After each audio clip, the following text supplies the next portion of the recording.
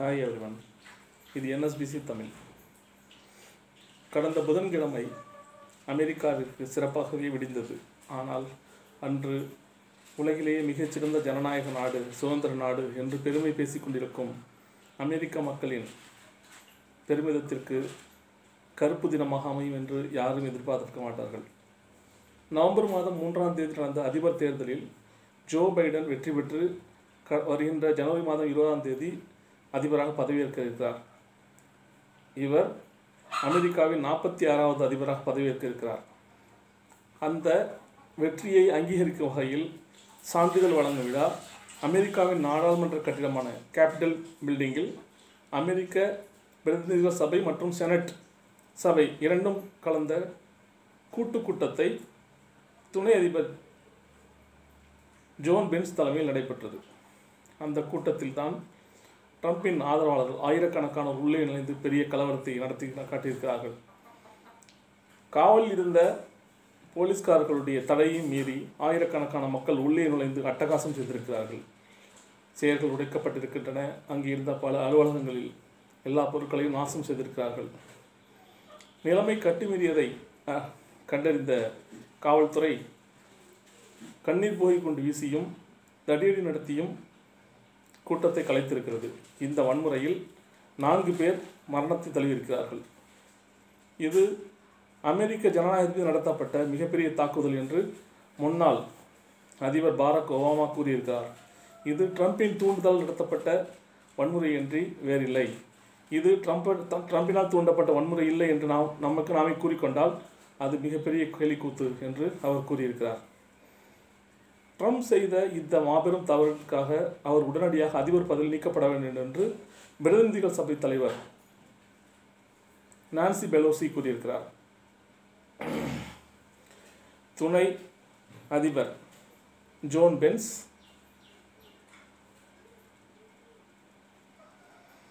சுதந்திரம் வென்றது, வன்முறை எப்போதுமே தோல்வியை தழுவியுள்ளது என்று அவர் கருத்து கூறியிருக்கிறார். கூட்டத்தை தலைமையேற்று துணை அதிபர் நடத்திய போது வரலாற்றை திருத்தப்பட வேண்டும், உண்மைக்கு மாறாக ஜோ பைடன் வெற்றி பெற்றார் என்ற பொய்யான வெற்றியை அவர் மாற்றி எழுத வேண்டும் என்று ட்ரம்ப் வலியுறுத்தி கொண்டே இருந்தார். அதை துணை அதிபர் கண்டுகொள்ளவே இல்லை. இதனால் கோபமடைந்த ட்ரம்ப் துணை அதிபரை அவர் துணிச்சல் இல்லாதவர் என்று சாடியிருக்கிறார். ஈரான் அதிபர் ட்ரம்ப் நாட்டை நாசம் செய்துவிட்டார் என்று கூறியிருக்கிறார்.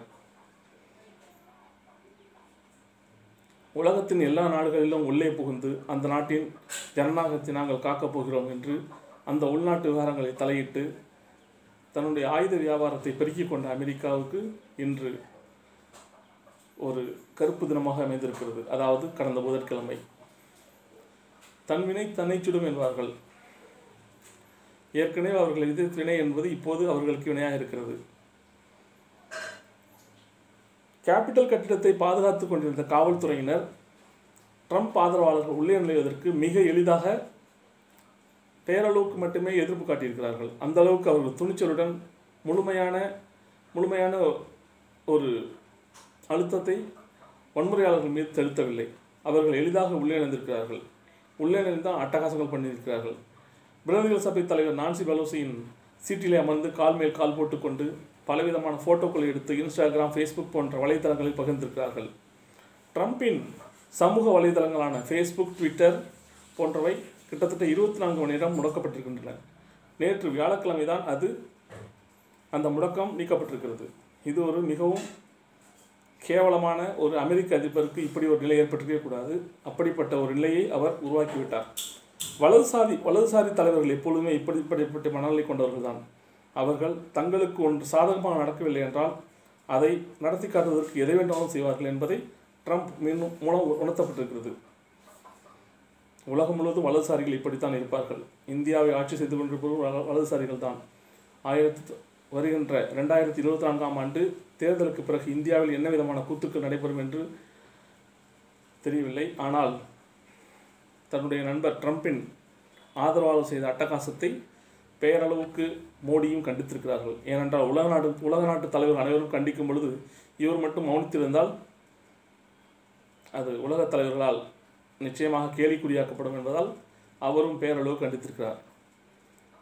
அமெரிக்காவில் நடத்தப்பட்ட இந்த ஜனநாயக படுகொலைக்கு மிஞ்சிய செயல்கள் இந்தியாவில் நடைபெற்று கொண்டிருக்கின்றன.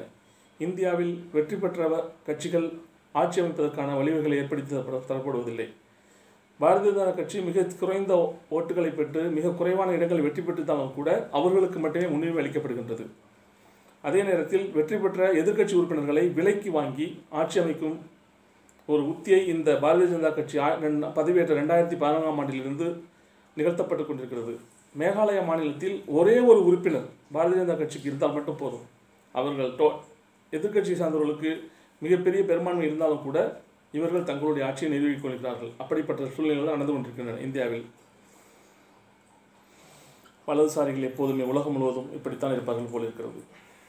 உன் நண்பன் யார் என்று சொல், நான் உன்னை பற்றி சொல்கிறேன் என்பார்கள். அந்த வாசகம் தான் இப்பொழுது நினைவுக்கு வருகிறது. மோடியின் மிகச்சிறந்த நண்பராக திகழ்ந்த ட்ரம்ப் இப்படி ஒரு ஜனநாயக படுகொலையை, உலகின் மிகச்சிறந்த ஜனநாயக நாடு, மிகச்சிறந்த சுதந்திர நாடு, மக்களுக்கு அவ்வளவு உரிமைகளை கொண்ட வழங்கும் நாடு என்று பெருமை பெற்றி கொண்ட அமெரிக்காவுக்கு இப்படி ஒரு நிலை ஏற்படுத்தியிருக்கிறார்கள். இதே நிலை வருகின்ற 2024ஆம் ஆண்டு இந்தியாவிலும் நடைபெறும் என்று எதிர்பார்க்கப்படுகிறது. ஏனென்றால் எப்படியும் 2024ஆம் ஆண்டு தேர்தலில் மோடி தோல்வியை தழுவது நிச்சயம் என்றே பெரும்பான்மையான மக்கள் எதிர்பார்க்கின்றார்கள். அப்படிப்பட்ட நிலையில் மோடி அவ்வளவு சீக்கிரம் தன்னுடைய தோல்வியை ஒப்புக்கொண்டு விலகுவாரா, இல்லை ட்ரம்ப் போலவே சண்டித்தனம் செய்வாரா என்பதை நாம் பொறுத்திருந்தான் பார்க்க வேண்டும். ஏனென்றால் வலதுசாரிகள் எப்போதுமே அப்படித்தான். நமது மோடியும் ஒரு வலதுசாரி தான். இந்தியாவில் உருமாறிய கொரோனா பாதிப்புக்குள்ளானவர் எண்ணிக்கை 82ஆக உயர்ந்திருக்கிறது.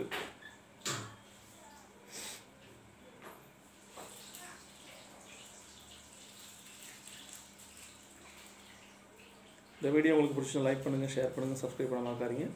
தேங்க்ஸ் ஃபார் வாட்சிங். பை.